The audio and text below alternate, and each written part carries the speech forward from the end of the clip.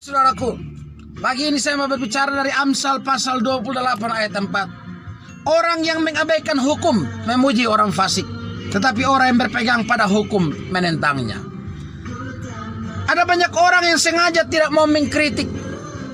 Ada banyak orang yang sengaja tidak mau menegur dan tidak mau memperingatkan orang yang di sekitar dia yang melakukan kesalahan atau melanggar kebenaran. Sebaliknya malah mereka suka memuji orang lain yang melakukan kesalahan itu. Mereka suka memujinya, mereka suka menyatakan apa yang dia lakukan seolah-olah adalah kebenaran, padahal kesalahan. Dan ini fakta. Dunia zaman sekarang, kesalahan dipuja-puji seolah-olah adalah kebenaran. Dan sebaliknya, kebenaran dihina dan ditolak seolah-olah adalah kesalahan. Saudara yang dikasihi Tuhan, mengapa banyak orang suka memuji dan tidak mau mengkritik, tidak mau menegur dan menasihati kesalahan yang dilakukan oleh orang lain? Alasannya kadang aneh. Mereka kadang berkata bahwa karena mereka ingin hidup damai dengan semua orang. Mereka tidak mau kehilangan sahabat atau saudara. Mereka tidak mau mengkritik supaya mereka tidak mau kehilangan teman dan sebagainya. Mereka tidak mau menegur karena bagi mereka bahwa hidup bersahabat adalah tidak boleh menegur kesalahan. Itu urusan dia dengan Tuhan, dan urusan kita ya urusan kita. Saudara, ini pemikiran yang keliru. Kenapa saya katakan ini pemikiran yang keliru? Karena dari ayat yang saya bacakan tadi, Amsal 28 ayat 4, ternyata dikatakan bahwa siapa mengabaikan hukum, tidak menegur orang fasik yang melakukan kesalahan, maka dia adalah sama dengan orang fasik itu. Orang fasik adalah orang yang tahu kebenaran, tapi sengaja tidak mau melakukan kebenaran. Malah sengaja hidup di dalam ketidakbenaran. Jadi kalau Anda ada di sekitar orang fasik, melihat orang fasik melakukan kesalahan, Anda membiarkannya.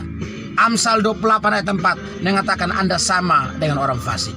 Saudara-saudara yang dikasihi Tuhan, karena itu saudara, kita harus berani menyatakan kesalahan adalah kesalahan, ketidakbenaran adalah ketidakbenaran. Ini bukan karena kita benci, tapi justru karena kita mengasihi saudara, teman kita, agar dia tidak semakin jatuh dalam kesalahan. Amsal 27 ayat 6 berkata, seorang kawan memukul dengan maksud baik, tetapi seorang lawan mencium secara berlimpah-limpah.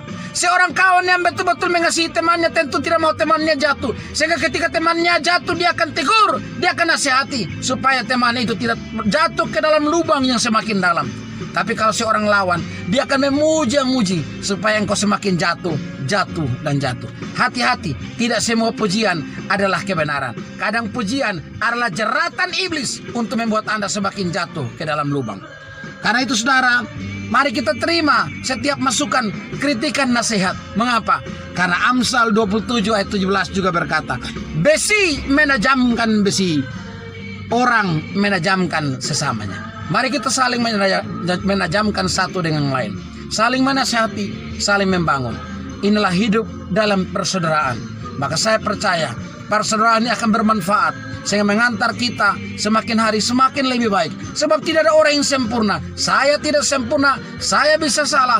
Anda tidak sempurna, Anda bisa salah. Disinilah fungsi kita bersaudara, supaya yang satu menopang yang lain, yang satu menasihati yang lain, saling menasihati, saling membangun.